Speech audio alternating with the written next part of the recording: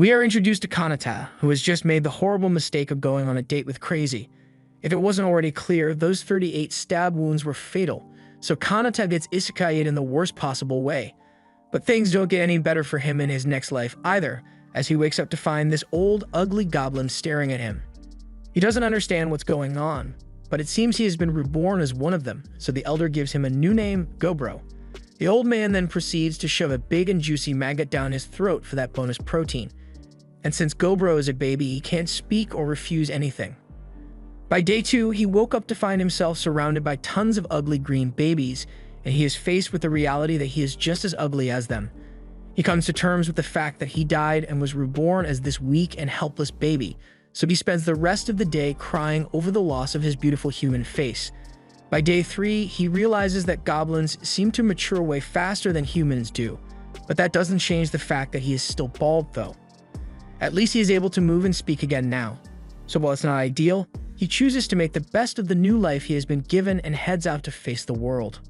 On day 4, the now mostly grown goblins meet with the elder once more as he is holding a platter of maggots for them. He tells them he is done with taking care of them since they are freeloaders, so after today, they are on their own when it comes to finding food to eat. Gobro doesn't like the idea of eating maggots willingly, but it's pure protein, so he scarfs them down regardless. Afterwards, he now has to head out into the world all on his own, and as he exits the cave, he finds a beautiful world with unfamiliar plants and animals all around. One other goblin that had followed him is scared to be outside for the first time ever, so Gobro tries to reassure him by saying it's his first time seeing this place as well. The other goblin is Gobakichi, and although he is not very smart, Gobro decided to team up with him for one very important reason. He got the bulk genetics, so he's going to be helpful in hunting for food. They find a rabbit in the forest, so Gobro sends Gobakichi to attack it from the front. The rabbit runs away from him, but this was all part of the plan as Gobro had set himself up in a nearby tree, so as soon as the rabbit got within range, he leaps down from the tree and snaps the bunny's spine with that stick. This hunting strategy is really effective, but after the bunny has been caught, Gobakichi started getting a little greedy over the bunny, so Gobro had to smack some sense into him so he knows who's in charge here. After giving him a good dose of domestic abuse, Gobro begins prepping the bunny so it can be ready for their dinner. He snaps the rabbit's corn off, and after inspecting it, he figures he should be able to make a decent weapon out of this thing. Just then, he sees a notification in his head, and he doesn't know what to make of it since the elder never gave a tutorial on this. But his thoughts are cut off as Gobakichi has recovered and is salivating for his share of meat. Gobro conceives and pulls out the meat, which Gobakichi proceeds to gobble up with gratitude. On the 5th day, the two continue their hunting strategy, and Gobro has successfully implemented that rabbit horn as a weapon. As he takes a new horn from the rabbit, he receives a notification in his head again, but he's still not sure what it's supposed to be. He sits down to eat some meat, but once he takes a bite, his eyes begin to glow blue, and he is informed that he has acquired an escape skill from the rabbit. It all makes sense to him now as he recalls that in his past life, he had the rare ability of absorption, which allowed him to have a chance of absorbing the abilities of anything he eats. Although he still has absorption, it seems that all the other abilities he managed to gain have been reset since he is in a new body. It's still pretty lucky that he got to keep a skill at all, so he's okay with how things have played out since there are plenty of monsters lurking in the forest that he can eat to gain power. By day 6, Gobro has already started attracting girls with his impressive meat. She is amazed that he and Gobakichi had managed to capture horned rabbits when others have died trying to do the same. And since she actually has hair, it is officially confirmed that goblins can have follicles, but Gobro and Gobakichi are just bald. Gobro asks if she would like to participate in their hunt for the next day, and she was overjoyed at the offer. But on the 7th day, it rains so much that they had to postpone their hunt. Since he has nothing better to do, Gobro decides to go check out what they've got in storage since he has never been back here before. However, he wasn't prepared for what he would see there. He found a group of captive human women, which proves that even in this world, Goblin Slayer was right all along. He's just going to try to ignore it, so he spends his time crafting a weapon instead. The goblin elder named Gabji comes over to him since he seems to be oddly motivated to survive. At this rate, he believes Gobro might level up faster than expected. Gobro didn't know there was a level system here, so Gabji tells him to tap his forehead so he can see it. After doing so, Gobro sees that the elder is currently at level 86, and he mentions that if one manages to reach level 100, then they'll be able to evolve into a higher being. However, goblins age so fast that even though he's only in his 20s, look way too old. As he leaves, he tells Gobro that he'll get to see what an evolved hobgoblin looks like when the promising youngsters return from the village, but something doesn't sit right with Gobro. The next day, it was clear out, so Gobro went out hunting with the other two. Their teamwork is outstanding considering they are only a week old, with Gobmi as backup, Gobro as their mid-range attacker, and Gobakishi as their forward. With this formation, they were able to get themselves a large haul of meat, and Gobmi is brought to tears as she takes a bite due to how thick and juicy it is. Gobro takes a bite as well, and he ends up learning several new skills from snake meat. The next day, they kept hunting, but by day 11, they made the mistake of going into an unknown cave, and they found themselves staring down a huge swarm of vampire bats. They immediately start running away, but the bats are too fast, so Gobakichi and Gobro stay behind to deal with them. They were getting overwhelmed at first, but then Gobro uses the evil eye skill he acquired and freezes all the bats in place. With all the bats frozen in place, they then proceed to kill all of them, and afterwards they dine on their corpses. Gobro gains some new skills from eating the bat meat, including echolocation, vamp up, vamphilia, and COVID-19. As they continue to eat like kings, they are watched by some of the other goblins, who are starving since they are too dumb to successfully hunt on their own.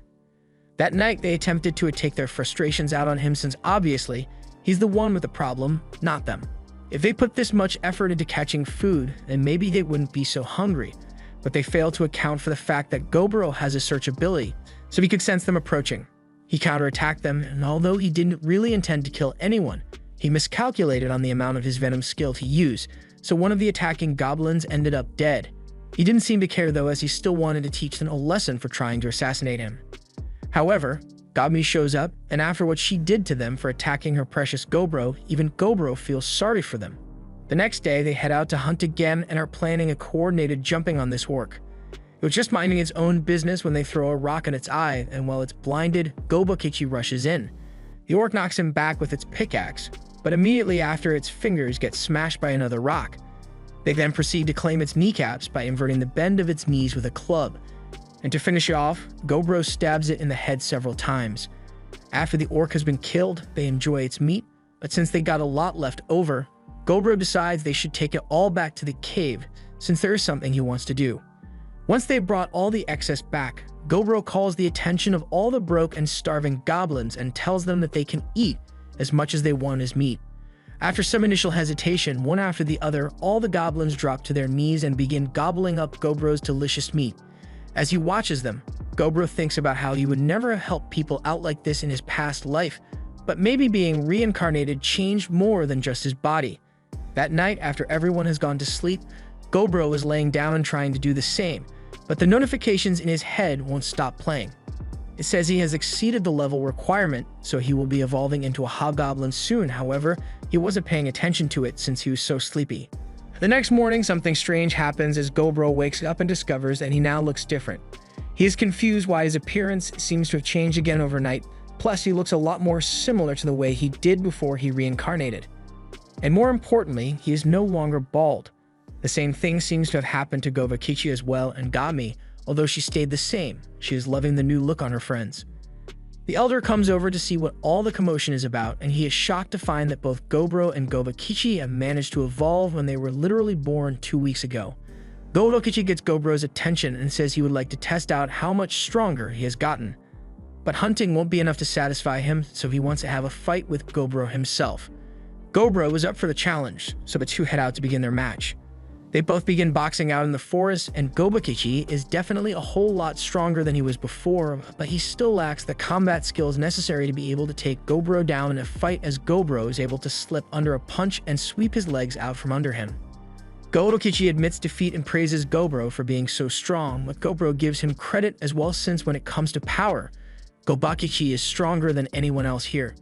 Just then, Gobro hears some wolf noises off in the distance, and he can tell that something bad is going to happen soon.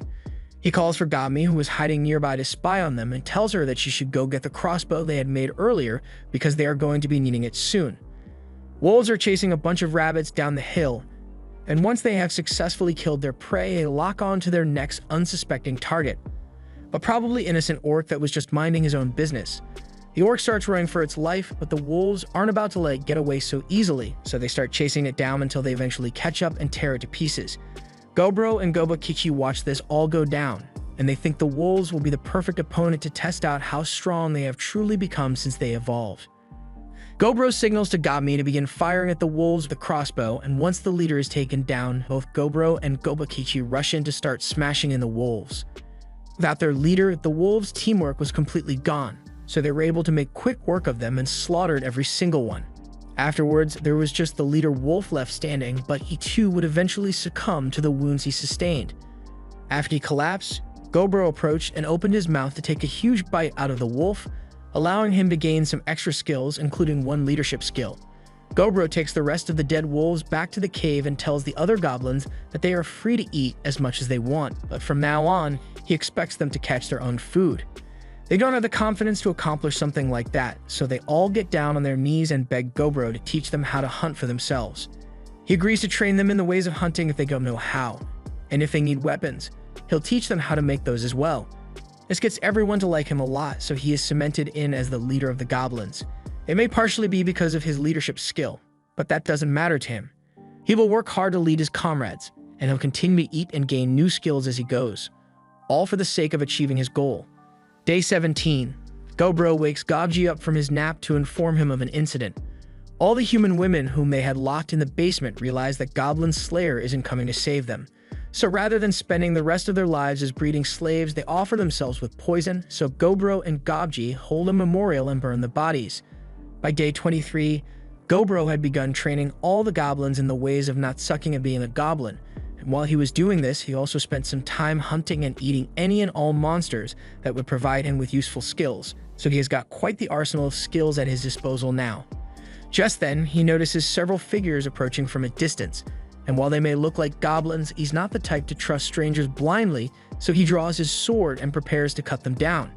However, he is stopped by Gobji, who tells him that those goblins are the fathers of the current generation of goblins, and they're home with the milk. Gobji is happy with the haul of food the old goblins returned with, and they also happen to capture some more women to be used for breeding, so Gobji is rather glad about that as well. Goblin DNA is so strong that even if they mate with other species, it will still result in a goblin baby, and while Gobro can understand the instinct to reproduce, he still has to admit that this is really messed up and he needs to do something about it. He goes over to the biggest hobgoblin of the older generation and asks if he can be in charge of taking care of the women, but the old goblin gets angry because he wanted to take them for himself. Gobro isn't one to back down, so a fight was about to break out between the two, and both generations were ready to jump in to help at a moment's notice. But before the bloodbath began, it got broken up by two other goblins. They would prefer it if they didn't cause a civil war to break out between the generations, so they suggest that the two people with beef settle it in a way that won't get them involved.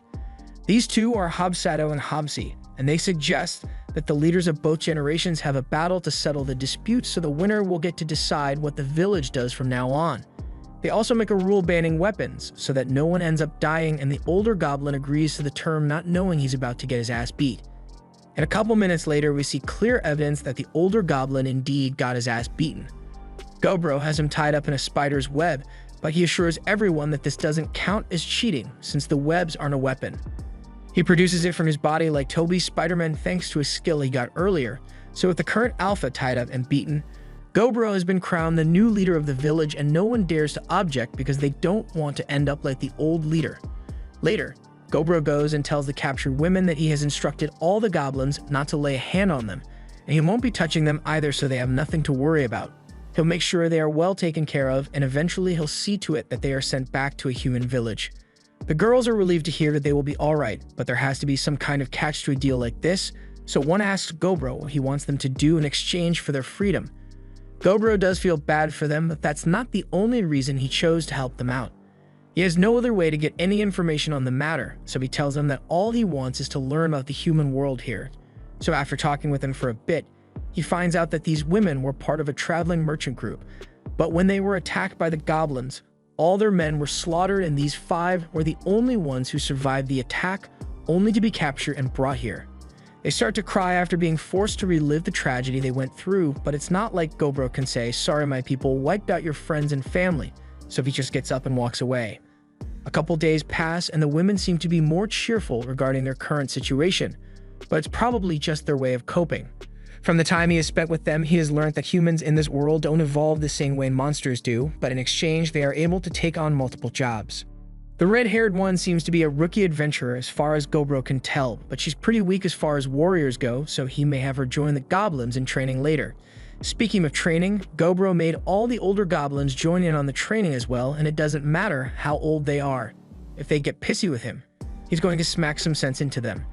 For the next few days, Gobro focused on group exercises so that he could teach all the goblins the new rules he had set for them, and you can tell the former leader is not happy about it, but he can't go against Gobro's decisions anymore. On the 31st day, it was rainy, so everyone stayed inside. Everything was perfectly normal, but then Gobro's detection skill alerted him to some goblins heading towards the human women, and he knows what that means. The former leader has gathered a couple of his buddies, and they were planning to have some fun with the humans, but Gobro shows up behind them, and he distinctly remembers spending a couple days going over the rules with them. But it looks like some people never learn, so he's going to have to teach the old man another lesson. The women wake up to the sound of Gobro killing one of the insubordinate goblins, and they are obviously scared. The other goblins had heard the commotion and rushed in to see what happened, so Gobro asks Gobmi to help him drive all the goblins he tied up outside and to tell everyone to gather around because there's something he wants to show them. That night in the pouring rain, Gobro proceeded to beat the rule-breaking goblins to death, leaving the former leader to suffer the worst fate as Gobro's personal punching bag until he was just barely alive, only to be left out in the rain to die a slow and painful death.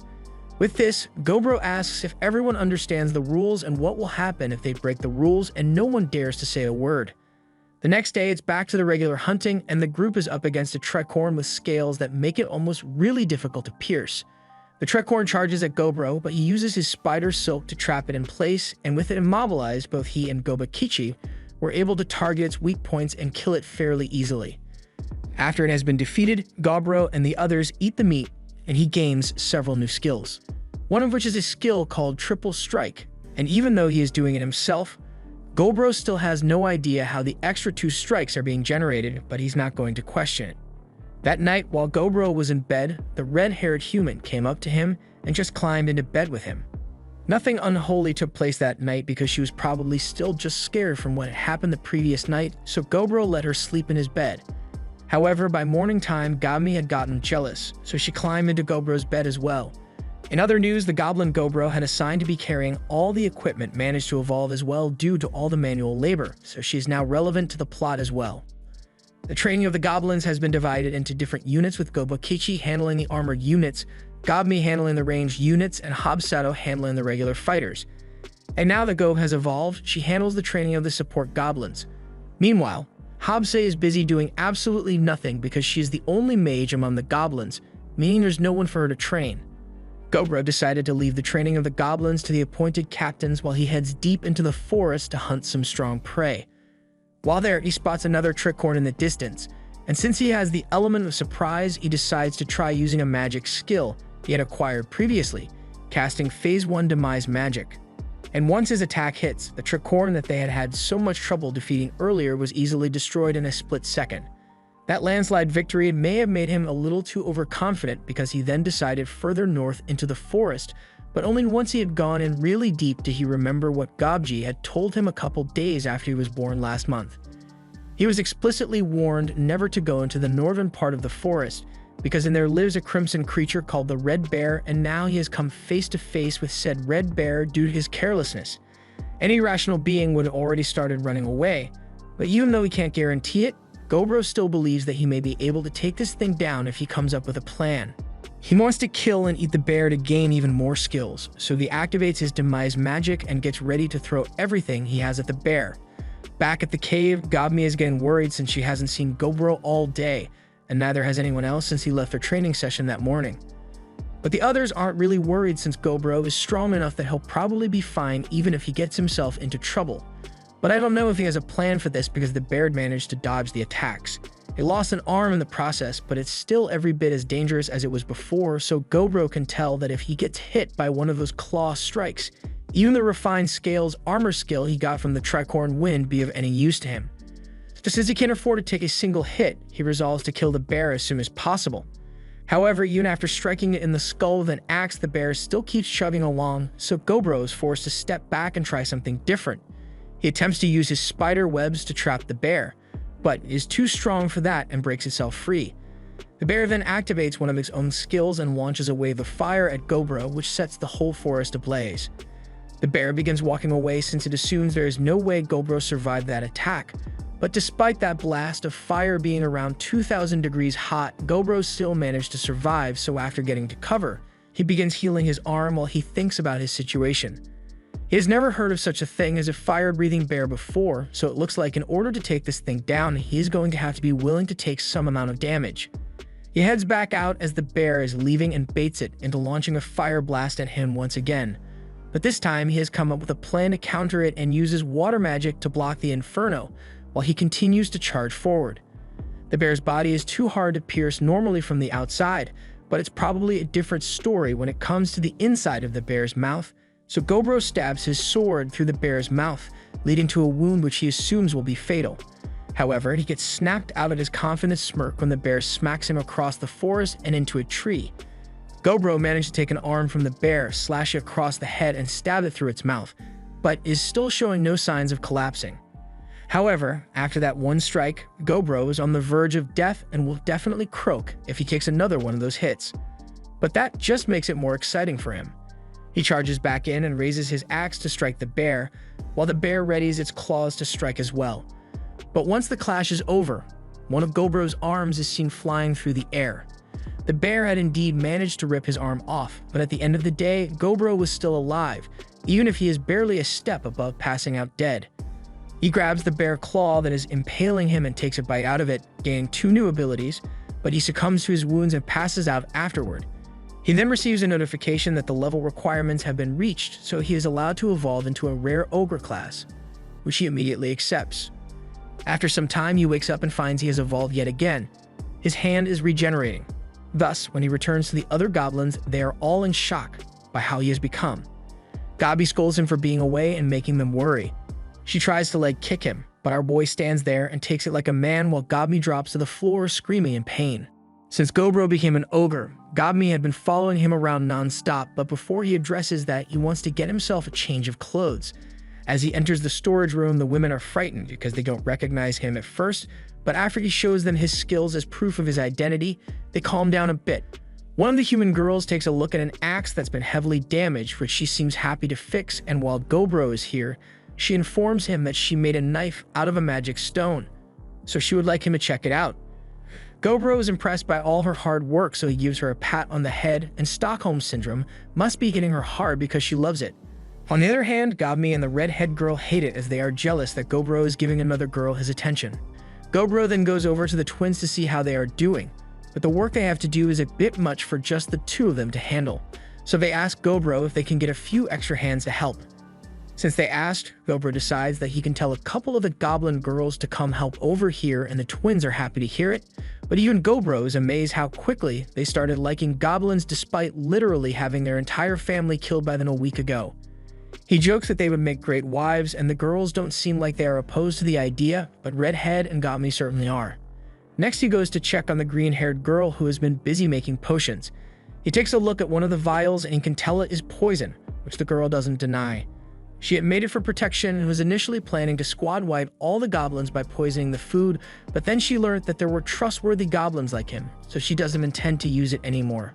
The next day, Gobro realized that he could no longer do his regular training because in his ogre state, even holding back against the other goblins nearly kills them, so he'll refrain from fighting them anymore. Gobakichi takes the loss really hard and decides to go hunting to clear his head, and while Gobro is worried about him, he also knows he's got to give him some alone time. The rest of the day was spent with everyone going through their normal routines, and for once Gobro got a chance to just relax as he passed the time by sewing next to Hobbsy. Even though he lost an arm in his fight with the red bear, it hasn't really slowed him down all that much since he has a slime skill to make up for it. But that aside, he tells Hobbsy that he would like to get his book back so he can finish reading it, but she just ignores him completely and just keeps reading it. The next day, Gobro was casually eating lunch when Gob came running to him with an injured carbuncle in her arms. Gobro tries healing it first, but it has lost a lot of blood, so he says he'll have to ask the alchemist to make something to help her. After the treatment is done, the carbuncle wakes up and is confused about her current situation and who all these strange people around her are. They explain everything to her, So the carbuncle is grateful to them for saving her life even though she is a stranger to them. She says her name is Returner and she was attacked by some humans not too long ago, which is how she ended up in that state. Apparently, the gemstone in the forehead of a carbuncle is worth a lot of money, approximately 1 billion gold coins, so it's no wonder that they are trying so hard to kill her for it. She asks Gobro to please help her chase away the adventurers that are after her because she is not going to live much longer. Returner is an artificial carbuncle created by a legendary wizard long ago with the purpose of guarding the treasure of said wizard. However, during the attack, the core that keeps her alive was heavily damaged, so there's no way she'll survive much longer at this rate. Her master held a major grudge against humans while he was alive, so even in death, he would rather let his legendary treasures go to a bunch of goblins rather than let humans get their grubby little mitts on them. So if Gobro helps her get rid of those adventurers, then she'll gladly hand over all the contents of the treasury to him. This is a golden opportunity, so Gobro's not going to let it slip through his fingers so easily. He calls for everyone to gather around and tells them all that they will be going to this treasury today to chase away some humans. He asks the blacksmith girl if she has the spirit stone knife she was talking about the other day, so she gives it to him. He doesn't normally use a knife, but he thinks it would be better than going in empty-handed if his goal is to intimidate them. The goblin squad all head into the treasury the carbuncle talked about, and once inside, Gobro asked Gobakichi and the others to hide first so he could try to negotiate with humans. He walked around looking for the adventurers on his own. But then those same adventurers cornered him out of nowhere. They grumble amongst themselves about having it deal with an ogre as well now, but they just decide to get rid of it as quickly as possible. An assassin tries to go in for a stealthy kill, but Gobro sees it comes a mile away and is able to block the strike with his bare hand. The adventurers are shocked that the assassin's concealment was seen through so easily, but then Gobro interrupts them and yells that they are in someone else's home right now, but they are trying to steal from it and even nearly killed its guardian. And on top of that, they don't seem to think there's anything wrong with what they are doing. But they are in luck today because Gobro is a nice guy and will give them a chance to spare themselves some pain. They start attacking him, but they are so weak that he can dodge their strikes effortlessly, so he still gives them the offer to turn around and walk away before things get ugly. Unfortunately, humans are known for their sudden lack of brain cells when thinking is necessary, so despite the fact that Gobro is very clearly out of their league, they keep attacking until he finally loses patience and is ready to crack some heads. It is finally starting to sink in for the adventurers that they shouldn't have messed with Gobro, but it's already too late to go back as Gobro uses his earth magic to trap them in place and calls for the others to begin jumping these guys. After they were done beating up the adventurers, they stripped them of everything they had on them and kicked them all out. So Gobro decides to eat all the loot and ends up gaining the skills of the items as well. He is now able to summon an item box that can store over 100,000 items in it. Since he has held up his end of the bargain, Returner leads Gobro and the others to the treasure room where her master took his final breaths amongst all of his cool stuff. This was the great wizard, Velvet, and Returner says he was quite well versed in conversing with the spirits, which is why he was able to gather such a large quantity of spirit stones. Her time has come to an end, so she once again thanks Gobro and the others for their help and disappears in his hand, leaving behind her head gem, which Gobro eats. They all take a moment of silence for Returner. But after that's fine, they start looting the place for anything that looks like it could be valuable, and his new item box came in handy with this part. But before they left, Gobro felt bad about leaving the body out in the open like this, so he decides it would be best if he burned it. And as he does so, the body turns to ash, leaving behind a gauntlet, which Gobro doesn't hesitate to put on. The gauntlet seems to be a legendary magic item, so once he equips it on his lost arm, it attaches itself to him and replaces his missing arm. The arm has some really cool features, including the ability to rotate as well as produce poison and strings. But most importantly, it can function like a regular hand as well. The next day, Gobro spent a lot of time assessing all the gear they got from the treasury, and considering it was collected by a legendary wizard, everything is top of the line in power, so the following day, Gobro distributed the magic items to the 15 hobgoblins among the group. He kept this vermilion spear as well as a legendary magic bracelet for himself, so in total, he now has 3 legendary magic items all to himself. On day 40, Gobro decided to hold a series of battles to determine the ranks among the different hobgoblins. The day after that, Gobro headed out early in the morning to go hunt some prey he has never fought before. First was the golden spider, which he took out in one punch, and after eating its meat, he received another skill that allows him to create golden threads. As he continues walking through the forest, he ends up under a tree that's bathed in light, and this is kind of a problem for him since this is the home of a species called dryads. They prey on the men of intelligent races and seduce them into becoming a nutrient supply. Gobji had told Gobro about them, and he personally wants to go out while being sucked dry by a dryad. But Gobro would never go for something so lecherous. Or at least that's what he tells himself, because the second a dryad appears and starts getting up close and personal, Gobro merely folds on the spot. He tries to think about this calmly, but then he remembers that he is still a virgin in this world, so all reason gets thrown out the window as Gobro activates his sacred skill, the Golden PP. The dryad is amazed by the length and girth of what she sees before her, and I can't get into detail, but a lot of stuff happened within the next 5 hours. And by the time they were done, the dryad was asking him to come back again soon for another round. Gobro then heads over to a nearby waterfall to wash himself off, but he was soon surrounded by a squad of lizardmen for no reason. So he killed them, along with everything else that tried to attack him. The next day, Gobro found out there were 2 goblins who had the ability to become mages, so he sent them to be trained under Habze. But he can't say he likes the look on her face when she thinks about getting to teach other goblins. In other news, all the girls in the cave are suddenly mad at Gobro, and he can't figure out why since none of them will tell him. He ends up going to the green-haired girl to ask for some advice since she seems to be the most level-headed person here. So she tells him that everyone is mad because they know he went to Pound Town recently. The dryad left some very recognizable marks on his body, so they are jealous that he didn't choose them first.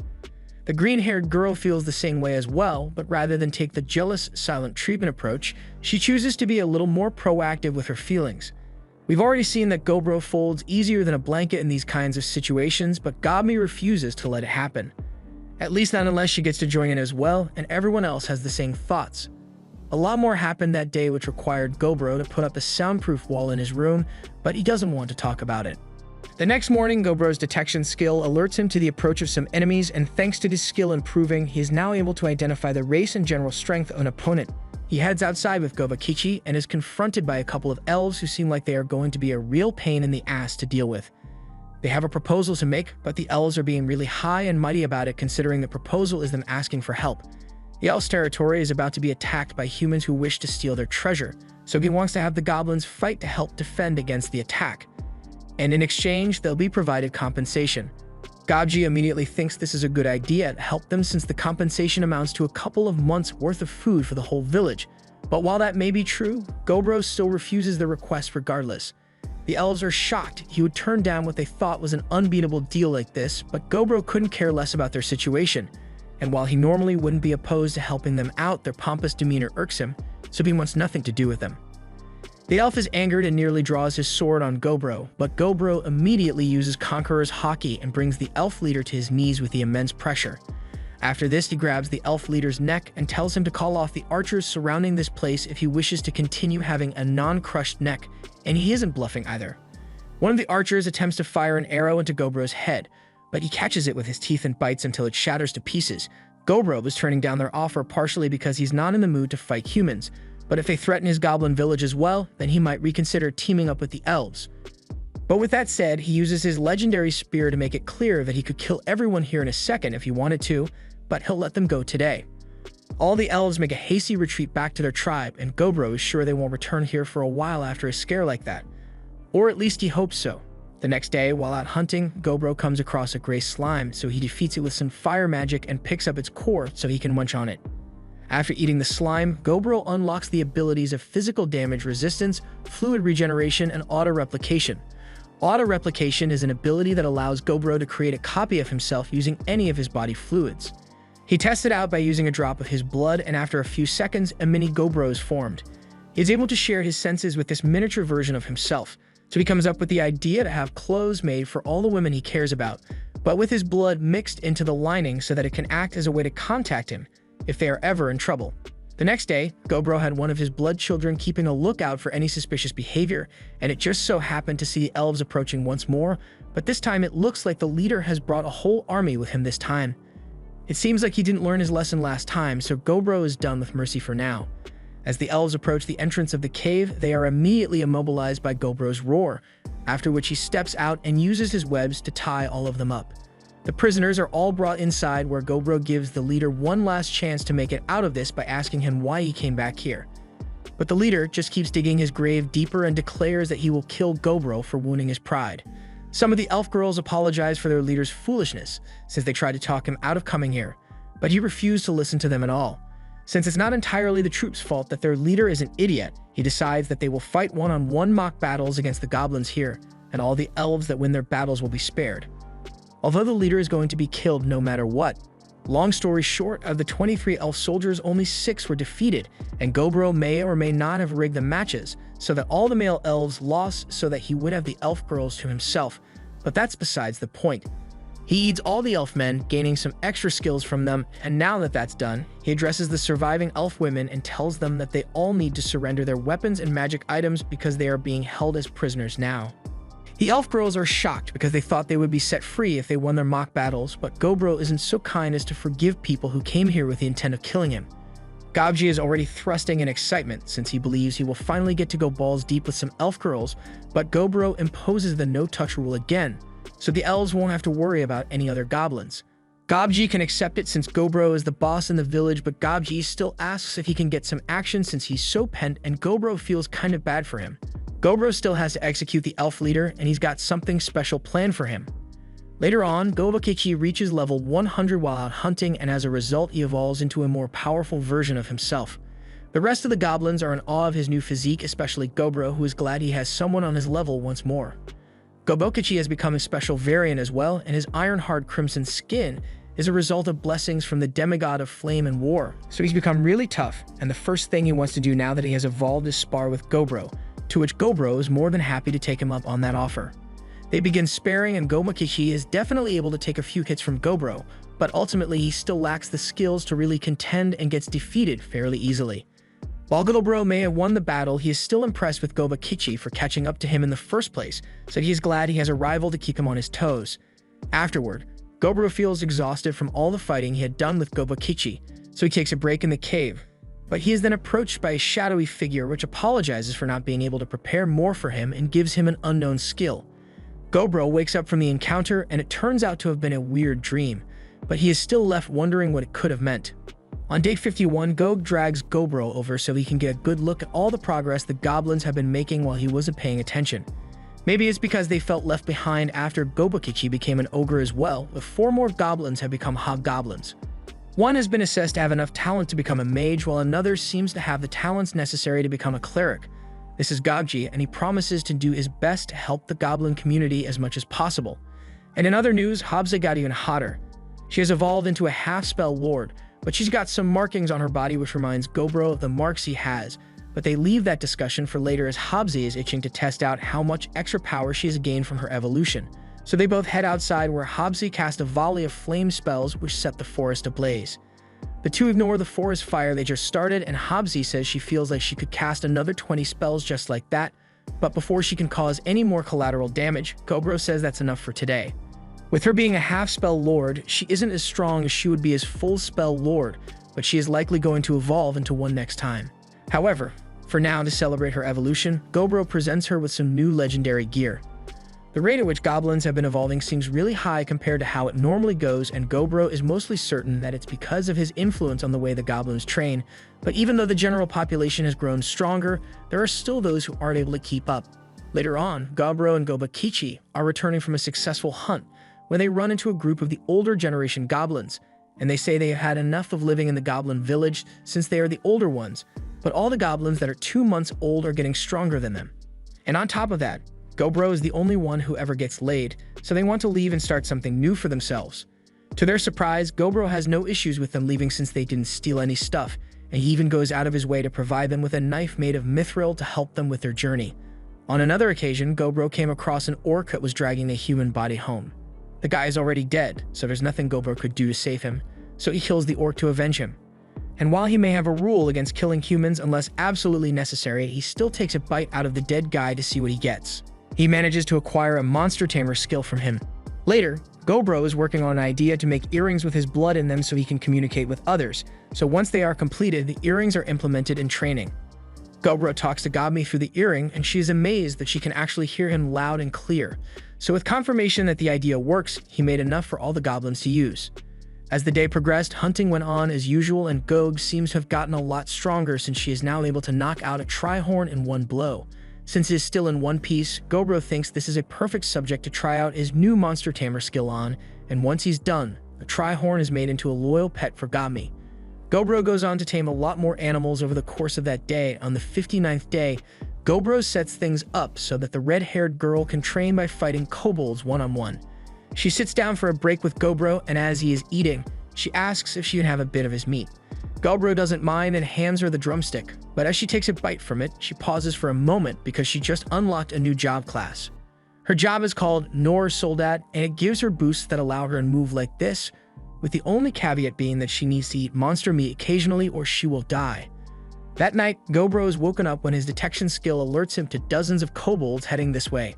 They are being chased by something, but he can't tell what it is, so for now, he has all the goblins ready to defend against whatever threat may be coming and tells them to leave the kobolds alone since they are the victims in this case. As the kobolds run past them, it is revealed that they were being chased by magically animated skeletons, so Gobro ordered Gobmi and her team to open fire. They do as instructed, but the arrows have no effect on the skeletons, and at this rate, they are going to end up getting overrun. There is clearly something creating these skeletons, so they'll need to take it out if they want this to end, but for now, Gobro tells everyone to drop their weapons and throw hands because smashing the skeletons is the only way to slow them down. Smashing the skeleton works, but they can't keep this up forever if the skeletons don't stop coming, and this is where Gobro comes in because he is going after the one creating the skeletons. He dashes for the entrance while ripping through the skeleton horde in front of him, so after only 7 seconds, he finally gets to the greater skeleton that is summoning the rest of the skeletons and punches a hole through it.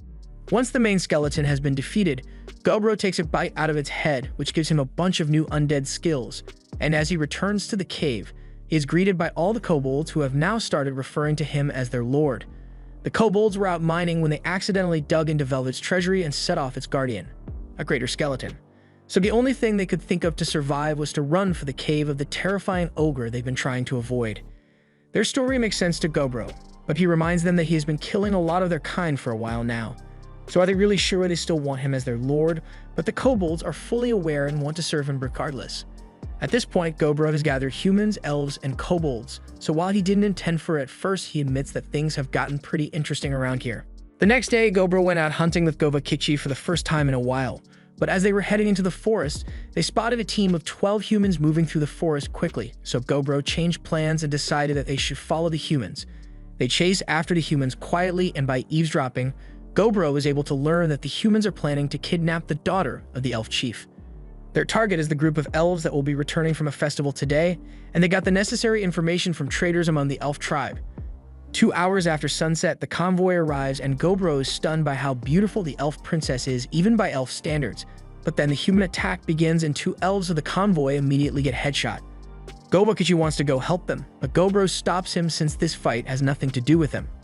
The humans then proceed to take the elves down, and when they finally grab the princess, Gobro changes his mind and decides to save them. But totally not because he sees a chance to add a new member to his harem. After taking down the humans, Gobro and Govakichi grab all the bodies of the survivors and carry them back to the cave, where one of the captured humans confesses everything he knows so that Gobro will spare him. Apparently, the war with the elves is going to begin within 20 days, but while that information was definitely useful, the soldier is unfortunately a man, so he isn't eligible for the harem. In unrelated news, Gobro gains the skills of several soldiers, and then he turns to Elf Princess who had just woken up. She is scared the first time she sees Gobro, and she seems to be a bit different from the other elves since she has wings. She is confused about everything that happened, so he tries to calm her down by saying he won't hurt her, but she was more concerned about getting back shots from him. After Gobro clears up the misunderstanding, he sits down and has some tea with the princess. But she is pissed that Gobro just hid in the bushes and watched her men get killed before deciding to do anything. It's reasonable for her to be angry about his actions, but then again, Gobro does not care. He doesn't like getting involved in quarrels between the humans and goblins unless there is a pretty girl involved, of course. Besides, if she's got time to be crying over her dead men, then she would be better off using it to find the traitors among her people who ratted out her location. The news that some of her people may be traitors only makes her cry even more, so Gobro tells her to get some rest for tonight, and in the morning, they'll escort her back to her tribe. On a side note, Gobje is still as down bad as before, but Gobro won't let him go anywhere near the elf princess. The next morning, Gobro leaves early to escort the princess back to the elf tribe, And while they are walking, he asks about her wings and is told that they are something that only high elves have. This is an evolved version of an elf who is able to fly with the wings, although the princess says the wings are usually hidden within their bodies, so outsiders don't see them often. After that, they continue walking for another 3 hours until they finally reach the elf village, but they are immediately held at arrow point by dozens of elves in the trees. And these guys aren't messy around because their arrows are made of mithril and would be a serious threat to Gobro, although he could probably handle a couple of shots. The elf princess steps up and tells the archers to back off since Gobro and Gobakichi are the ones who saved her. The archers are confused, but eventually Gobro and Gobakichi are allowed to meet with the village chief. The chief thanks Gobro for saving his daughter since she is the most important thing to him, but Gobro cuts straight to the chase and says he didn't save her out of kindness or anything, he wants a reward. The village chief believes it is fitting to reward the man who returned his daughter to him safely, so he calls for an attendant to bring over a magic item. The item is called Failna, and it is an heirloom of the elf family, so the princess asks if he is sure he really wants to give that up, but he believes it is decent compensation for the service Gobro has done him. Gobro is glad to see that the elf chief isn't a cheapskate when it comes to things that matter, so he tells the chief that he has some information that may be useful regarding the upcoming war with the humans. Upon hearing this, the chief realizes that this may be a mutually beneficial relationship he is going with Gobro, and as additional compensation, Gobro is given some mithril materials, some weapons, and 2 shovels, which probably do something special. After the deal was made, the chief says he has something he wants to ask Gobro about. It has been a long time since the elite troop of elves went out and he hasn't heard back from them, so he was wondering if Gobro knew anything about that. Gobro knows who the chief is referring to, but since he already killed and eaten most of the team, he nervously laughs while denying any involvement with them. The chief has no reason to believe Gobro is lying, so he accepts what he says, but before they leave, he gives Gobro an extra gift. Several barrels of alcohol, and that was all Gobro needed to be willing to help them out if they are ever in trouble again. Back at the cave, Gobro is really enjoying the alcohol, so he intends to do everything in his power to stay on friendly terms with the elves. And the others are glad to see that he is happy, but Gobmi feels something off about herself today. By the next morning, Gobro gets out of bed and he tries waking Gobmi up, but he finds that she has evolved into a damper overnight. So after getting herself a new change of clothes, she's finally able to show off to Gobro. With her evolution, she is now able to create large amounts of ice, which is a useful ability, but she also needs to wear magic-blocking glasses because she also acquired an evil eye that makes others fight among themselves.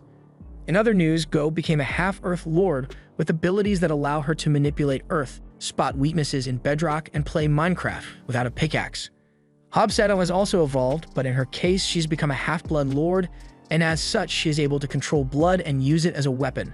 But Gobro is still a bit curious about how all the evolved hobgoblins have the same kinds of marks on their bodies that he does. And they all say they feel their power emanating from that spot, so Gobro wants to look into this further when he gets the chance. With all the new evolutions that have been happening, Gogji decides to rename them, so now Hobseto will be known as Bloodseto, Gobmi as Dami, Gob as Earth, and Hobsi as Spelsi. He also renames Gobakichi as Ograkichi and Gobro as Ogro. He doesn't really like the new name, but all that matters is that everyone knows who's who, so he leaves it at that. With the new evolutions, the chart of the most powerful races in the cave has been updated, and Dami is at the top of the list right now. Once the war with the humans begins, the elves will turn to Ogro for help, and when that time comes, having more subordinates at his disposal will allow him to engage in more tactical operations. With that being the case, he began to distribute more of his communication earrings among the different species, but when it came to the elves, they were unwilling to put anything on unless Ogro put something in. So for the rest of that night, the soundproof room was put to good use. With everyone now on board with the training, the size of the daily training group has grown rather large, so Ogro came up with an idea to have them all fighting in controlled matches with an undead he creates, so they all can gain some experience. The skeleton he summons has dark bones and heavy armor, which indicates that it is powerful based on the equipment it spawns with. All the elves end up losing to the skeleton in battle. The undead were useful as training dummies, but the fact that they burn up as soon as they are exposed to sunlight really doesn't leave many options on how to use them during the day. For now, Ogro is focusing his efforts on training the elves and kobolds to improve their skills, especially the kobolds, since they are currently pretty low on the power scaling board, so if they don't get their act together, it's going to be hard for them to keep up. The next day, he has the kobolds practice group hunting, and honestly, they did a lot better than he expected them to because they managed to catch 20 wolves in one session, so they were able to tame them with his skill. After returning to the cave, Obru was pleasantly surprised to find that his axe that was damaged in the fight against the Red Bear has been upgraded. The entire thing has been modified with all kinds of mithril alloys and spirit stones, so Ogru is really impressed with her work. He asks when she learned how to make stuff like this, so she explains that she recently ranked up to an elemental smith, and for her achievement, she wants a special reward from Ogru. The next day, they were meant to go out for some additional training, but Abrakichi has something important he wants to discuss with Ogru. He asks Ogru to swear not to laugh at him, but he has always had a crush on Earthy, and now that she's become an Earth Lord, that voluptuous body is making him feel some type of way.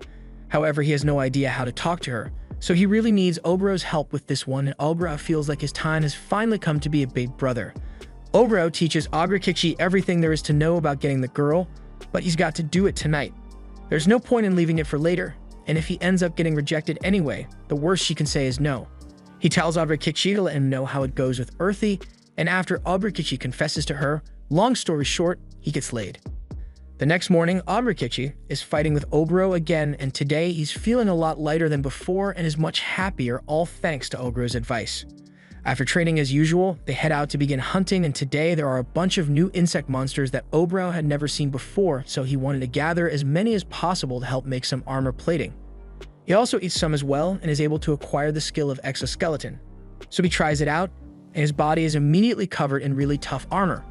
It holds up well against strikes, and it repairs minor damage quickly as well, so it would be really useful in battle.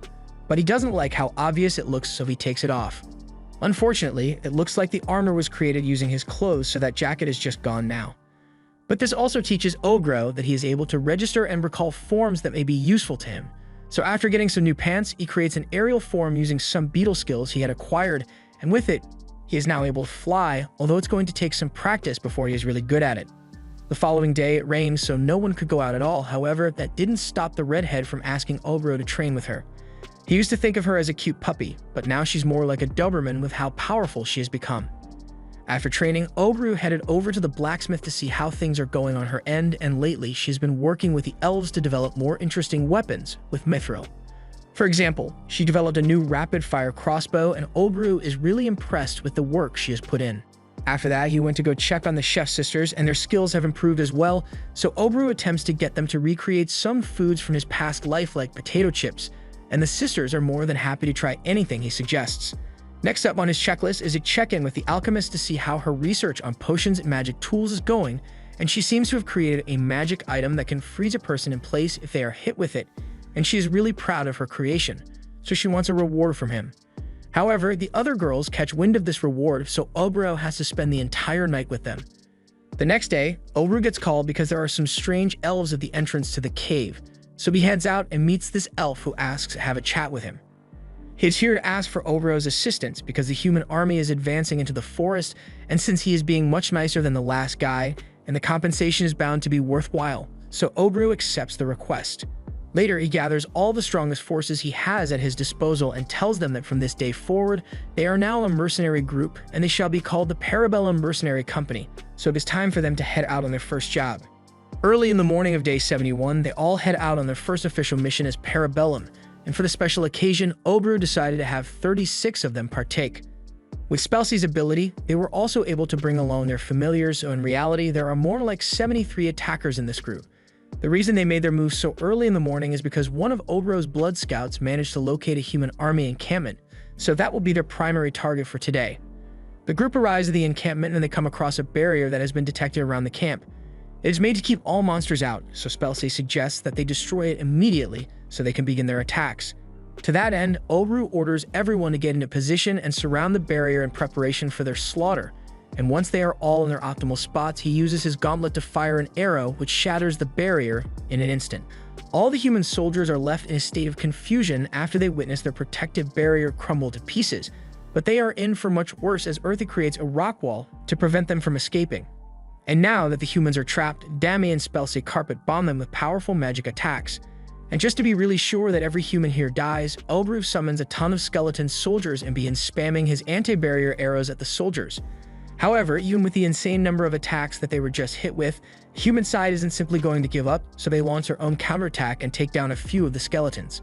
Obru first spots the female knight commander for the humans, and he is already considering having her join his harem if he gets the chance, But before any of that, he wants to have a good battle, so he lets out a loud roar to draw all attention to him. Once the Knight Commander spots Ogru, she orders her troops to concentrate their attacks on him since he is the one controlling the army of undead. Her troops then begin making a path for her to get to Ogru, and as the commander charges forward, one of the soldiers casts a buff in her to allow her to move through the horde quickly. Ogru realizes the commander has good situational awareness and her decision-making skills aren't bad either since she's trying to go straight for Ogru's heart. Although that doesn't mean the attack will work on him though. The Knight Commander is repelled and thrown several feet back into the arms of her troops. After everything he has seen from her, Ogru has made the decision that she will be a fine addition to his harem, so he is going to capture her alive rather than simply kill her. The commander doesn't like Ogru's condescending tone, so she states that she will kill him instead. Her fiery spirit just makes Ogru like her even more, so he now wants her even more. The commander realizes that there's no point in arguing with words over this, so she tells Ogru to do his worst, and if he manages to beat her, then she gives him permission to do whatever he wants with her. Ogru doesn't say anything more because he has already dismounted his bear to play 1 versus 1. Before he starts, he gives orders to his team to not kill the skilled members of the commander's special unit because they may be useful later on. They are free to kill or eat anyone else though. In the following minutes, a massacre of horrific proportions took place. It is already pretty much expected that no one will be able to compete with Aokichi in terms of strength, but then we see Dami using her bewitchment spell, and even she is scared by the power she possesses. One look at her eyes and all the soldiers become tier 3 simps who are willing to kill anything that moves for her, including themselves, and once a good number of the soldiers are already dead, Bloodsedo steps in and steals their blood to make weapons that will be used to kill even more soldiers, so the battle ended in a pretty one-sided victory. But back on Ogru's end, the commander's sword actually managed to touch him. It's an insignificant wound and it won't do much to help her win this battle, but it is still impressive to him that a human like her managed to touch him at all.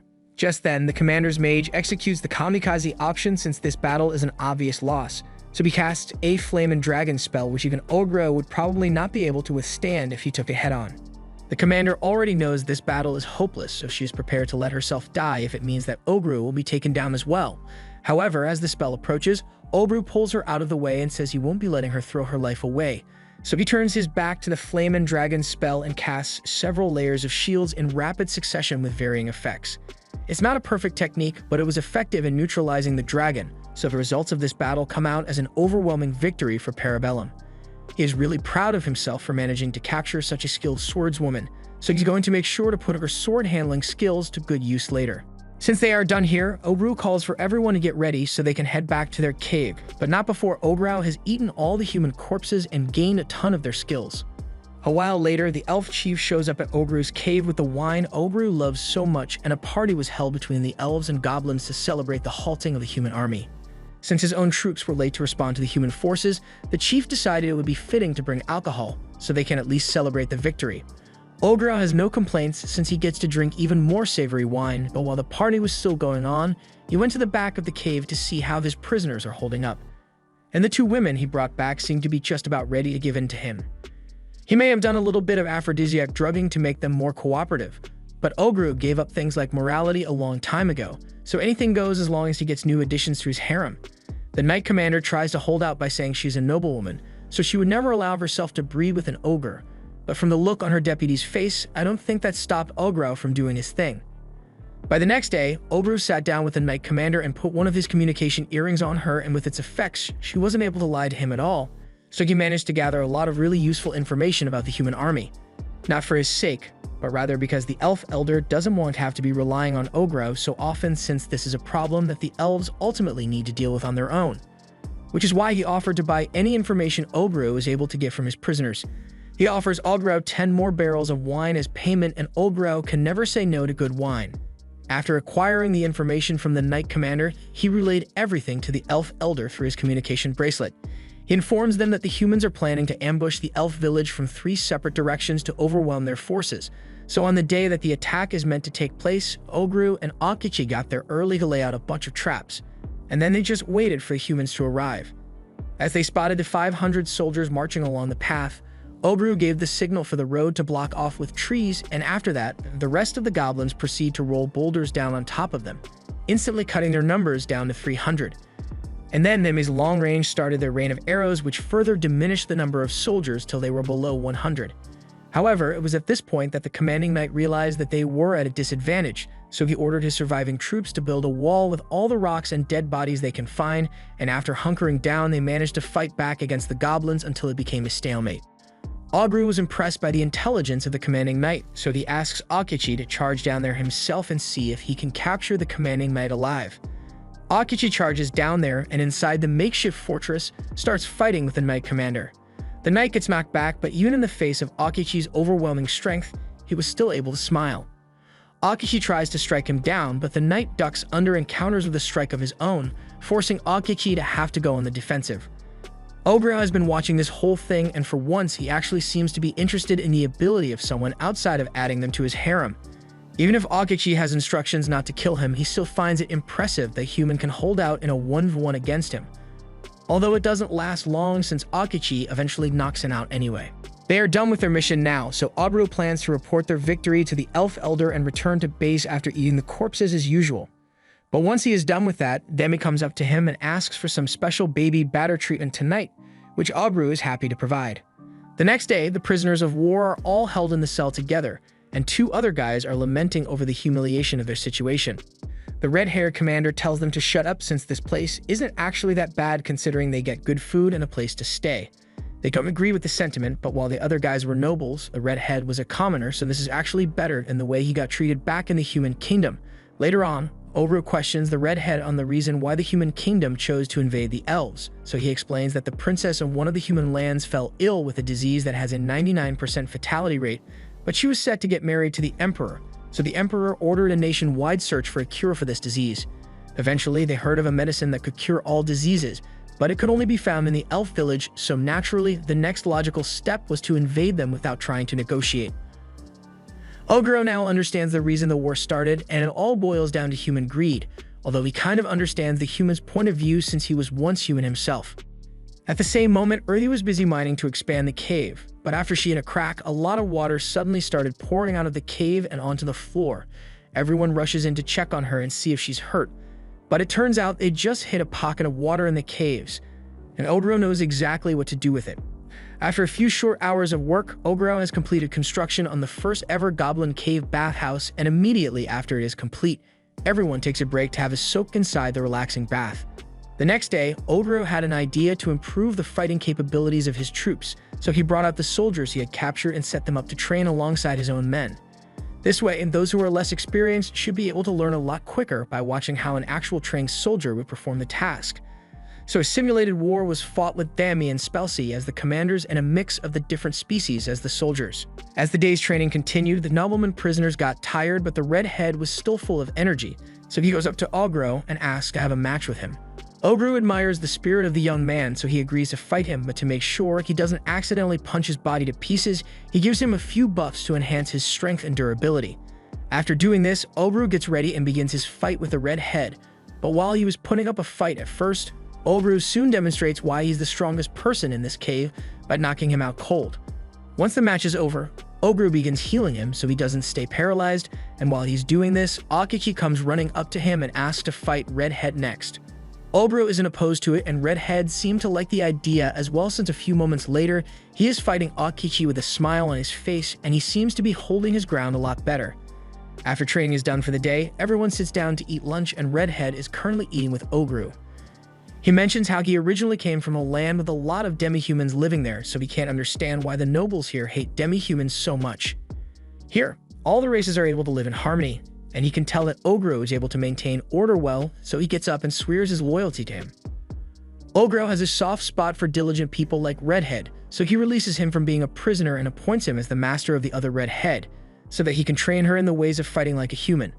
Ogro has added another skilled soldier to his ranks, but the other noblemen aren't really worth keeping, so he asks the elf elder to take them off his hands.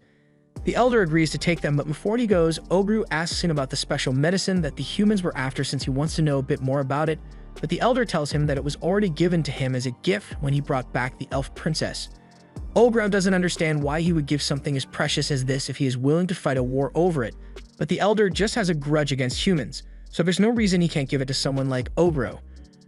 Ogro then takes a sip of this mythical medicine, and with his ability, he gains a skill for enhanced regeneration, as well as the ability to make his blood into medicine. To test it out, he uses it on one of the injured commanders, and with a single drop, all his wounds are instantly healed, so Ogru is left wondering if there is really no limit to how powerful he can get. A few days after the second battle with the humans, Parabellum was ready for the next job, and Ogro had been practicing a new skill as he used his spear to smite the human general and have him join the Donut Society. And since it is his spear, he was able to use it to create countless spears within the human base camp, wiping out a large chunk of the army without even having to set foot there. And with most of the army already killed, it becomes quick work for the others to finish off the remaining soldiers, and once the bodies have been piled high, Obru uses his slime ability to cover a wide area and begin to dissolve the corpses all at once.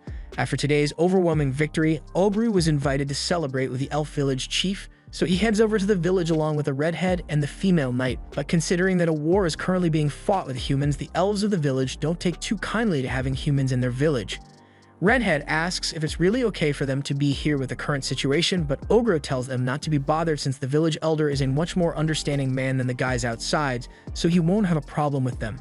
Just then, the village elder and his daughter come out and with some wine so the celebration can commence.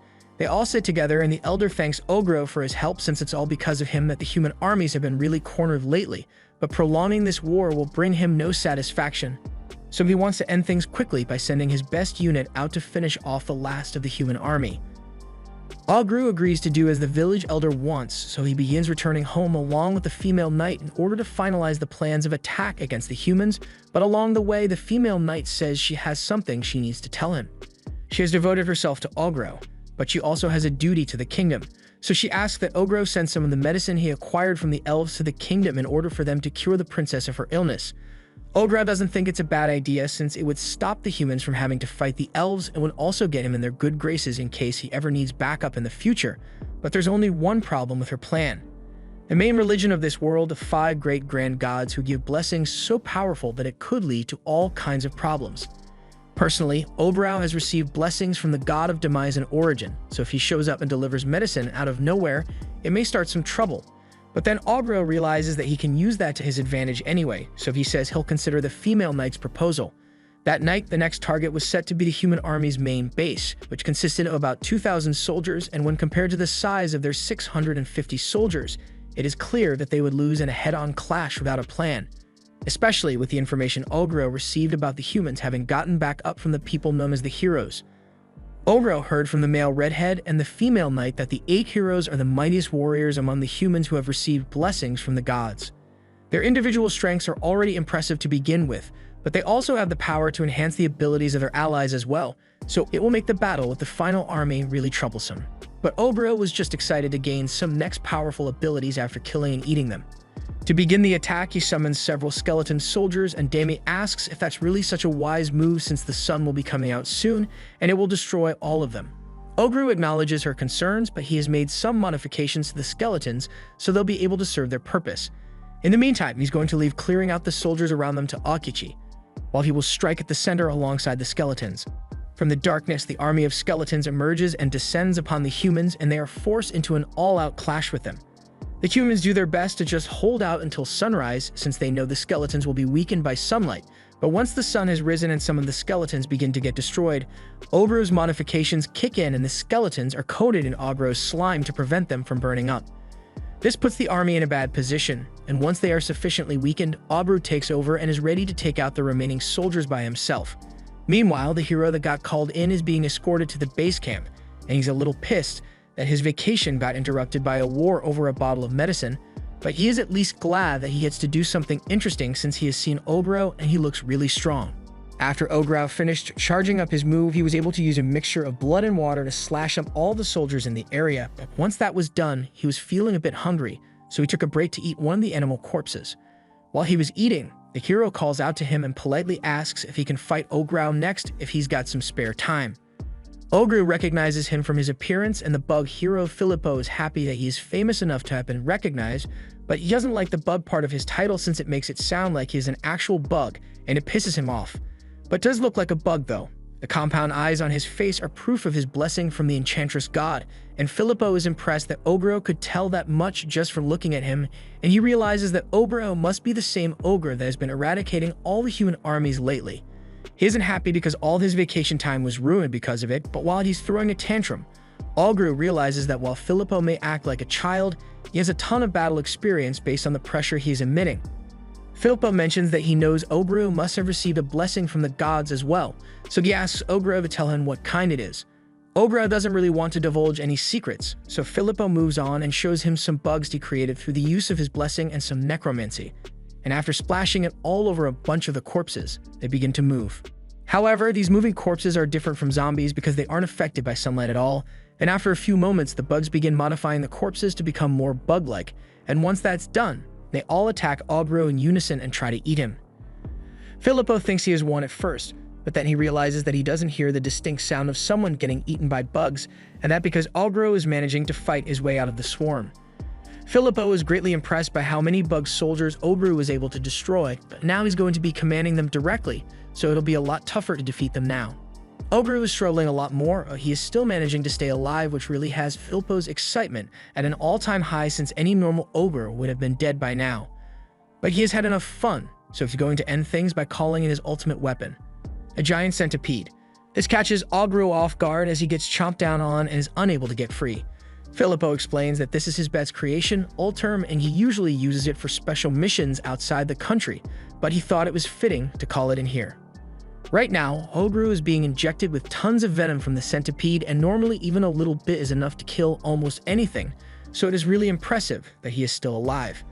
After Ogru succumbs to the poison, Filippo has Ulterm bring him Ogru's body over and pets it for doing a good job, but now that Ogru is dead, Filippo sends him back to go terrorize the other country again. He then turns to dissect Ogru's corpse and figure out what special abilities he may have had, but he finds that Ogru is gone and narrowly dodges a sneak attack aimed at him.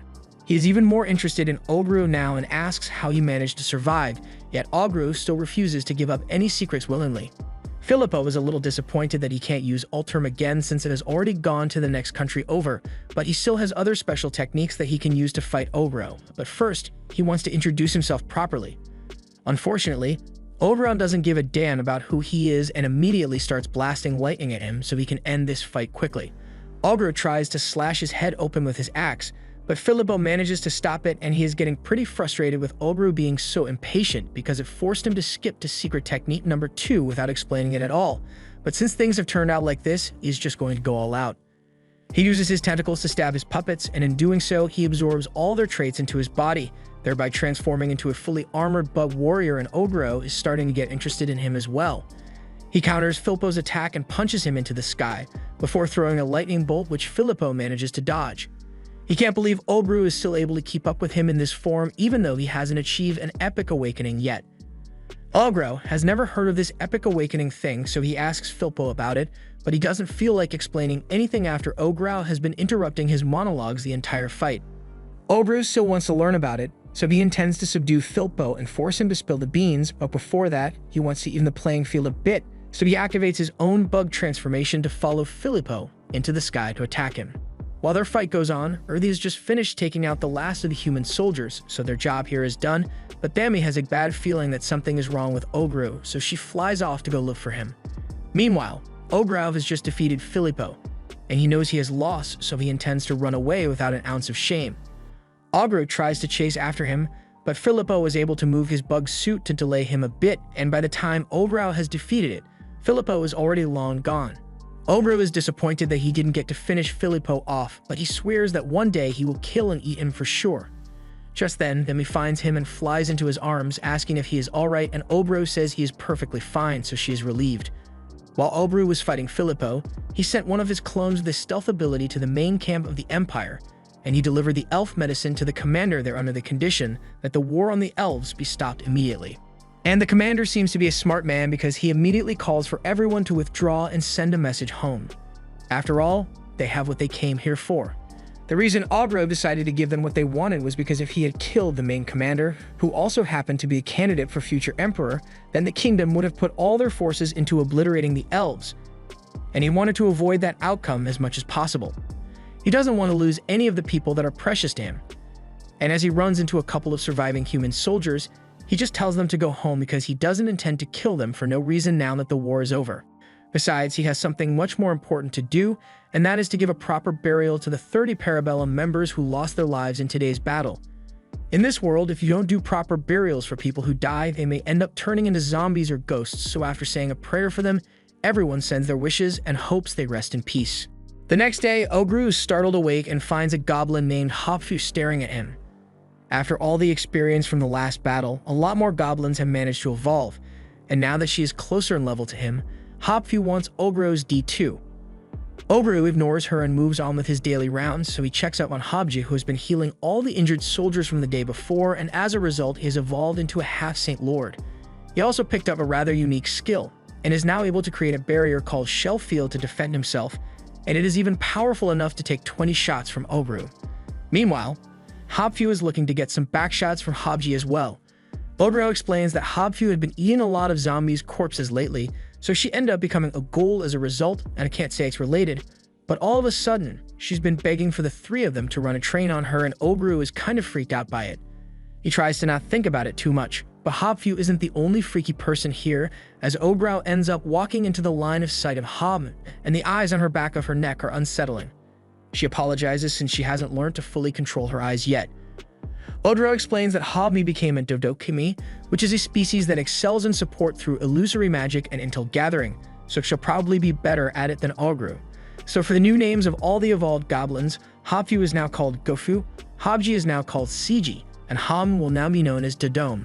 In other news, 7 of the weaker hobgoblins in the group have managed to evolve into ogres, and they promise to keep growing stronger to make Ogro and those that died in battle proud. Ogro finds it strange how things have turned out since goblins are well known to be selfish by nature, yet these guys are mourning the death of their comrades, which is most likely due to his influence on them. He moves on to the kobolds, and they've been training to become fleet-foot soldiers, but Ogro notices that their leader seems to be missing, and once he finds him, he realizes he has evolved as well. Although to Ogro, he just looks like a middle-aged man who just discovered cosplay for the first time. The kobold also mentions that his evolution has granted him a true name, which is Ekike no Tsuji. True names are special names that individuals of a certain level are able to receive, and if an enemy discovers your true name, then they will be able to cast things like curses upon you, so it is pretty much suicide to reveal your true name to someone. However, the kobold made a point of telling Ogro his true name as a sign of his undying loyalty to him. But since his true name still needs to remain a secret, Ogro decides to call the evolved kobold Akira from now on. The next thing on Ogro's agenda is to figure out what to do with all the prisoners he has. So if he brings them all outside and announces, "You guys can leave if you want," he doesn't really care. But if they don't have anywhere to go, then they are free to join his army as provisional members. Some are not happy with being stuck as provisional members of the army, since that would mean they are the lowest on the hierarchy tree. And they can't accept being ranked lower than mere goblins. The goblins take offense to their statements of superiority, but Ogro agrees that these 3 are definitively stronger than hobgoblins. However, he still trusts the goblins who have been training here since birth more than a couple of random people he captured, so he just reminds them that they don't have to join if they aren't satisfied with his terms, but they do not really have anywhere to go, so instead, they challenge the leader of the mercenary group to a fight. If they manage to win, then they'll be allowed to take over as the new leaders. They seem to have forgotten how they ended up as prisoners in the first place, but Ogro chooses to humor them and agrees to their suggestion. He tells them to both attack him at once, and the two think Ogru is being a little too confident considering he's up against a Flame Lord and a Gale Lord, so they both release their Ord weapons to attack Ogro in unison.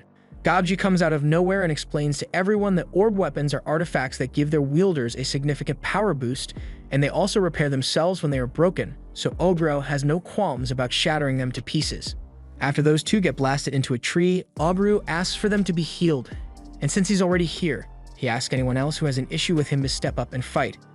After he has beaten a couple more of the challenges, he asks for more healers to help patch them up, but while he was distracted, the one that looks like a gorilla sneak attacks him and has Ogro flying into a pile of rocks.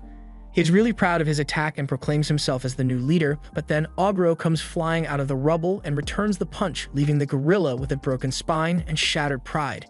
He at least praises him for having the skills to set up such a good sneak attack, but now that he has been taken care of, Ogro starts looking for the last challenger, who is a half-Thamper. He spots him, but the dude is currently trying to raise up Thami, so Ogro gets pissed and gives him a much harsher beating than all the others. Thami eventually stops him, and since Thampers heals after they drink some blood, Ogro feeds some of his own blood to the dude so he doesn't end up dying. There were a few other powerful races there, but these ones were more grateful to Ogro for releasing them from captivity, so they didn't want to challenge him. And since they were being so cooperative, he decided to give them some special treatment. Just when Ogro thought everything was settled, the damper guy comes back, but this time he tries to raise up Ogro instead because he has fallen in love with the taste of his blood. But that just makes Ogro beat him up again and leave out of annoyance. By the end of it all, there are 50 new provisional members of Parabellum, and while a lot of them are dissatisfied with their current rank, they resolve to raise their position by proving themselves in battle. Meanwhile, Ogro took some of the dwarves to the blacksmith girl to help her out with the smithing, and one dwarf compliments her on her skill, but he thinks there's still a lot she could improve on. The blacksmith girl doesn't really like the dwarves and how they see their smithing as superior, but dwarven weaponry is meant to be the best in the world, so he was hoping she could get along with them to make some mythical weaponry. Once Ogro has some free time to himself, he decides to try experimenting with a new synthesis ability he learned the other day, and it worked really well for the first time he ever used it. Next, he tries using the chaos of the dead to produce a monster, and it does work, but the legion that was produced refused to listen to Ogro's orders, so he was forced to kill it immediately. After that, he tries using synthesis again to make a brand new skill, but he sucks at skill making, so he ends up just making one that makes him take damage in sunlight. He decides then and there to give up on skill synthesis for now and lays down to rest since he is mentally exhausted. On day 85, they began renovating the cave, and in particular, Ogro wants to make the hot springs a lot nicer so he can offer it as a service to the elves, and the first step towards that will be inviting the elf chief to come test it out. A few days later, the dwarves present Ogro with their latest creation. It is a very special warhammer, which they are giving him as a sign of their loyalty to him, although we couldn't really understand most of what they were saying as they tried to explain how they made it. That afternoon, Ogro then headed out into the forest by himself, and the reason is that he is here to meet the Dryad, who is excited to see him again. She wants to get down to business immediately, but Ogro wants to discuss some important matters first. However, he gets overruled and the Dryad once again drains them balls. The following day, Ogro gathers everyone and has them all begin planting crops to meet up with the demand for food. He got the seed from Dryad after filling her with his seed, so the plants that will grow from them are meant to mature much faster and taste far better than normal plants would. Those with agriculture-oriented skills will be the ones growing them. But since this is the first time, Ogro decides to join in as well, even though he doesn't know anything about farming. Redhead finds it reassuring to know there are some things even Ogro can't do, and he likes the change of pace from his usual violent workday. The next day, a few of the provisional Parabellum members returned home, and in other news, the noble prisoners were also released, but under far worse conditions since they'd all been brainwashed by Dami. The human army had begun to withdraw from battle, so Ogro plans to send the brainwashed nobles back with them to act as spies for him in the kingdom. And since Ogro successfully put a stop to the human invasion of the elves, the village elder invites him to celebrate with them during the Lurtolf banquet. The event seems to be pretty important to elf culture, so while Ogro was glad to accept the invitation, he asks the village elder if it is really alright for him and his team to be here. The elder admits that it does go against elf customs to have relations with people outside the elf forest, but Ogro is an honored guest to them. And thanks to Ogro, he has been able to keep the elf village safe, so he is truly grateful to him. A while later, Ogro returns home and finds that Earthy has dug up the last of the spirit stones that were left to them by Velvet, so as a sign of gratitude, Ogro decides to eat the last batch, and as a result, he gains a couple of new skills. Afterwards, Ogro hunkers down to begin some heavy-duty crafting, and after fusing a ton of bones together, Ogro is able to create this thing. The others are a little confused about what it is or why Ogro would make something so creepy, but he explains that it is meant to be somewhat of a vehicle for them to get around on. They need a transportation since Ogro is going to be taking all the human girls to the nearest village, but that just makes all of them worry that Ogro intends to kick them out. Ogro doesn't want to get rid of them, but he did make a promise to return them to a human village when they first met, so he wants to stay true to his word. Even if they ultimately decide to stay here, he wants to give them to head back at least once before they make that choice. The next day, construction on the new hot springs was complete, so all the people who had been waiting for a chance to return home finally got to leave. After that, Ogro and the girls spent some time gathering all the stuff that they could sell in the human village, and Ogro realizes how much of a help they've been to him with all the knowledge he has managed to acquire thanks to their help. That evening, he hosted a welcoming party for all the new members of Parabellum, and the next morning, before they leave for the human village, Ogro splits everyone up into teams so they know what to do while he is gone. He has a few rules, including gathering intel before any action is taken and trying to handle any trouble they run into among themselves. He also wants them to try their best to level up by the time he gets back, but most important of all, no one should let themselves die. With that out of the way, Obru gets ready to depart to the human village, and a reminder is given so no one goes and attacks any humans for no reason. With that, they all go their separate ways, and Obru looks back on the cave he was born in a few short months ago. He has lost a lot from being reincarnated in this world, but he has gained even more here, and there's still a lot of power prey left to be discovered, and he's going to make sure he eats them all. And right now, they are headed for the garrison city of Traint. 6 days later, Obru and the others finally arrive at the city Traint. But while this place is known for being pretty accepting of demi-humans, seeing a suspicious ogre pull up in his skeleton edition Bugatti, they all immediately panic and prepare for battle. The girls manage to explain everything to the guards, so the misunderstanding is cleared up and Obru is allowed to carry on with his business in the city and rent out an inn. Once they are all settled in, he gathers all the human girls and have a serious discussion with them. While they are in town, he wants them to take this time to decide whether they really want to live here after all or not. He will respect whatever decision they make, even though he would prefer it if they stayed with him forever. But at the end of the day, the only reason they are here in the first place is because they were kidnapped and imprisoned by the previous Goblin generation. Moving on, the rest of the day's activities include the other girls selling the goods they brought with them to the city, while Redhead shows Ogre the guild building so he can register with it. Of course, people initially freaked out upon seeing an ogre like him, so Obru just knocked them all out so they wouldn't cause trouble for him. Unfortunately, when he tries to register Parabellum as an official mercenary group, the girl had already passed out from shock. Since the usual reception is unable to help right now, an old guy goes behind the counter and tells Ogre that he'll have to fill out the adventurer registration form if he wants to be officially recognized as a mercenary group. After that was done, everyone decided to go shopping for some clothes, but Ogre has other plans and disguises himself as his human form from his previous life in order to blend in while he gathers information. The others are shocked he could transform this whole time, but he's always full of surprises, so they just accept it.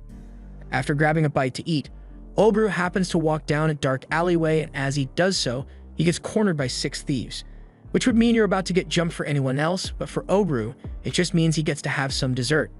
After eating the thieves, Obru acquires a ton of new criminal activity-related skills, and he finds it a bit strange that all 6 of them were wearing rings with the same pattern. He assumes they must belong to some really big organization or something, and he doesn't really want to get involved with that, so he plans to leave soon. However, that is when he notices a group of thieves extorting a knight on the other side of the alley. The knight brought the money they asked for as ransom for the person they kidnapped, but all of a sudden, the thieves decided that they want more than 3 times the amount of money, otherwise they say they'll severely injure the princess. Obru heard all of this, and normally he might have helped, but a kidnapped princess sounds like a political nightmare, and this is kind of meant to be a vacation, so he's not interested in getting involved. However, when the knight realizes that the thieves have no intention of releasing the princess, he tries to fight back and immediately gets tag-teamed and dropped to the ground. The thieves were about to kill him, but that goes beyond what Obru is willing to let happen, so he steps in and knocks them out. Once he has gotten a good distance away from that alley, Obru sets the boy down, and the boy immediately starts yelling at Ogre for letting such horrible people live. He doesn't believe in showing mercy to criminals, and neither does Ogre, but he also doesn't show mercy to ungrateful people who yell at their savior, so he smacks the boy on the head.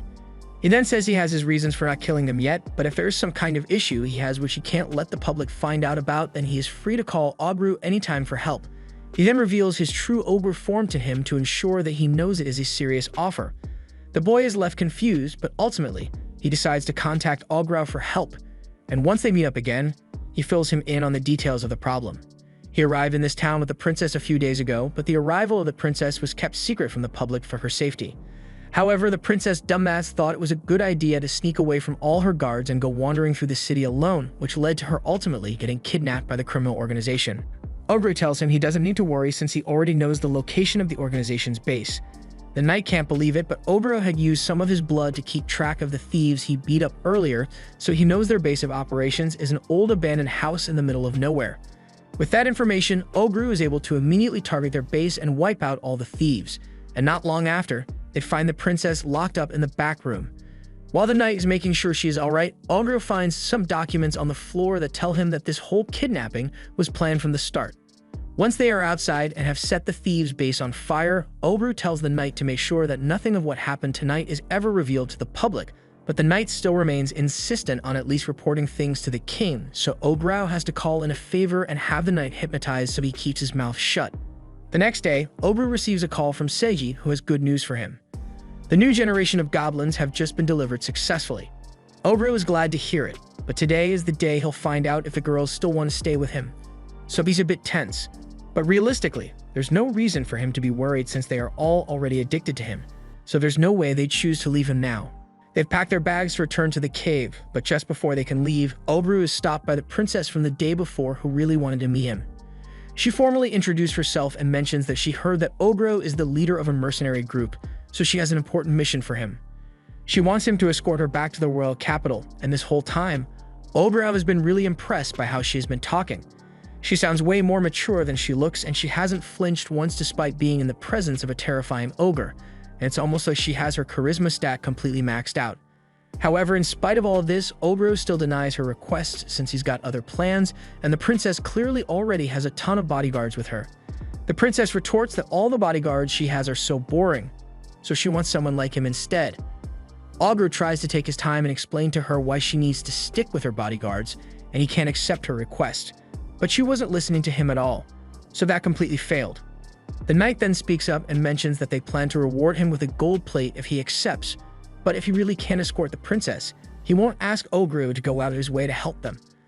Upon hearing that the reward for the mission is a gold plate, the girls immediately start badgering Ogro to accept the escort mission. A normal escort would only pay around 10,000 gold, but gold plate is worth 1 million, so it would be a really good deal. Ogro ends up accepting since he has some interest in going to the royal capital anyway, but when they are meant to depart, Ogro notices that none of the princess's guards are there and he has a bad feeling about it. His suspicions are confirmed when the princess tells him that she ditched all her guards in order to come here, so right now, there are a bunch of knights frantically searching for the princess. So if Obro is found with the princess under these circumstances, he could easily be misunderstood to be a kidnapper, but he still has to fulfill his end of the bargain and escort her since he already signed the contract, and once a contract is signed, it can't be broken. While they are on the road, the princess begins asking a lot of questions about the skeleton centipede they are riding on and some animals she sees in the distance. Obro patiently answers her questions, and as for the animal, he realizes they could use a lunch break, so he and Dami get down to slaughter some of them and cook some delicious meat. He also disguises the skeleton centipede so it looks a little less threatening, but he's still got a lot to deal with as the princess is proving to be a nuisance. She keeps getting herself into danger, nearly jumping off the carriage and messing with the twins when they are cooking, so Ogro gives her a good spanking to get her to behave nicely for once. The journey continues, and the group ends up coming across a nest of turtle snakes, and Ogro is excited to get them so he can enjoy the new meat, but no one else wants to help him get the snakes out of their nest, so he is forced to use earth magic to uncover the snakes by himself. Once he has gotten them out, he begins slaughtering them and asks the twins to start getting the sauce ready for the meal. And the princess seems to have finally learned some manners due to Ogro's spanking, so she offers to help the twins with the meal prep as an apology for messing with them earlier. Ogro is glad to see that the princess is finally learning to get along with others, and once the food is ready, they all sit down to enjoy another wonderful meal. After that, they all get back on the carriage to continue their journey, and Ogro has grown a lot more interested in the princess after seeing her character development. After traveling for a while, they take another short break, and Ogro decides to let the knight join in the morning training, and since it sounds interesting, the princess says she wants to try it as well. The knight is against the idea since training isn't a game, and she could potentially get herself hurt, but she is well aware of the risks and counters that it would be useful for her to know how to defend herself from threats. Ogro eventually agrees to let her join as well, and as training progresses, he learned a few things about both of them. Later into the day, the group is making their way through the mountains while they discuss the route they'll need to take for the next day. Going straight through the mountain is the quickest way, but it is also the most dangerous, so the knight suggests that they take a detour along the river to be safe. The path along the mountain cliffs is dangerous because of the presence of the Falaise eagles, but Ogro has never heard about these things, so the knight gives an explanation. They have the strongest race around the mountain path because they fly really fast and have strong poison on their claws. For these reasons, everyone wants to avoid the mountain path, but as soon as Ogro heard that there is a powerful monster that he can potentially eat, he already decided to hunt it down. The next day, they begin traveling right through the canyon, and all the regular eagles are really easy for Ogro to pick off. So they enjoy fried eagle for breakfast, but after that, the real challenge arrives, so Ogro tells everyone that they are not allowed to come out of the carriage until he says so for their own safety. An hour passes, and it's not like they don't have faith in Ogro's ability to win, but it's been an hour since they last heard from him, and some are starting to get worried. However, Dami has complete faith in Ogro's ability to kill the Jade Eagle, and even if by some tragic turn of events Ogro was to die, She would immediately go out there and either kill that bird herself to avenge him or die trying. Just then, they realized that things seemed to have gotten a lot quieter all of a sudden, so they open the curtains to check if the battle is over yet. However, they are horrified to see that Ograu has lost his arm and is still being attacked by the Jade Eagle. But even though it looks like Obru is losing, he was actually just gauging how strong the eagle was. So now that he is satisfied with his mild training session, he starts taking things seriously and grabs his severed arm so he can eat it and regenerate. And after that, he transforms and one-shots the eagle. After the eagle is dead, Obru finds a spirit stone in its body, which is apparently a really rare drop, so the girls tell him not to eat it since it is worth a small country's worth of gold. Following that, Obru eats some of the Jade Eagle's meat and gains a bunch more skills and a new transformation from it. But while he was still checking himself out, the princess approaches with another question. She has been watching Ograu for a while now, so she was wondering why Ograu always eats everything he kills.